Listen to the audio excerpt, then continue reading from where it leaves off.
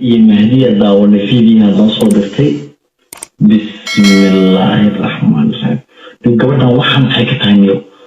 وحن حكتان ما يسكبر دريسا مصامد يسلو جوكتا قف قطر شوي كتا ما نيو محاكلنا وحن إذا كان حالين كراي واي public وشيء sida daawada codka ka soo dhageysatay waa fanaanka Cawaale Aadan Daahiye oo baraha bulshada hadda cod sira laga keenay codkaasi sirta oo la sheegay fanaanada Farxiyo Kabayare inay ka duubtay eena keentay baraha bulshada si aan kula wadaago fadlan nagu soo biiro asxaabteena ka mid noqo adigoo janaalka subscribe dhaanayo gambaleelkan u furanayo muuqaalkana like tala dhaca wixii fikir ka qabtidna commentiga noola wadaag Cawaale Aadan Daahiye oo cod sira laga keenay baraha bulshada oo aad ay u qabsatay saacadii ugu dambeeyay barta social media codkaasi oo la sheegay fanaanada Farxiyo Kabayare inay ka duubtay Cawaale Aadan Daahiye iyo Kabayare oo dagaalkooda hadda aad u cusboonaa oo baraha bulshada uu saacadii ugu dambeeyay qabsaday codka sirta soo dhageysatay daawade oo lagu sheegay in Cawaale Aadan Daahiye uu yahay codkaasina ay ka keentay fanaanada Farxiyo Kabayare oo haddana baraha bulshada dagaalka cusub ee ka cusboonaaday in uu yahay Cawaale Aadan Daahiye iyo Kabayare ay waxba hadda ayna isku reebanoonin iyo wixii sir iyo wixii codad oo u qarsan Cawaale in ay Kabayare hadda baraha bulshada ay la soo dhacayso ay bakeynayso Cawaale Aadan ee waxba u reebanoonin labadoodan hadda uu dagaalkooda social media aad ugu bilowday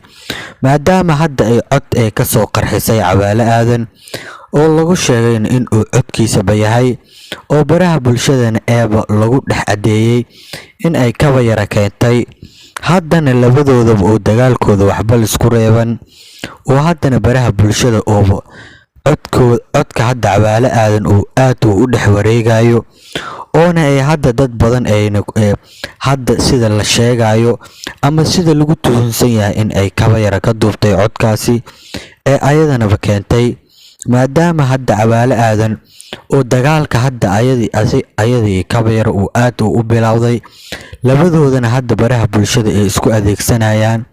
inkastoo hadda ay Kabayare dhankeeda hadda dagaalka uu agteeda uu ka qaraar yahay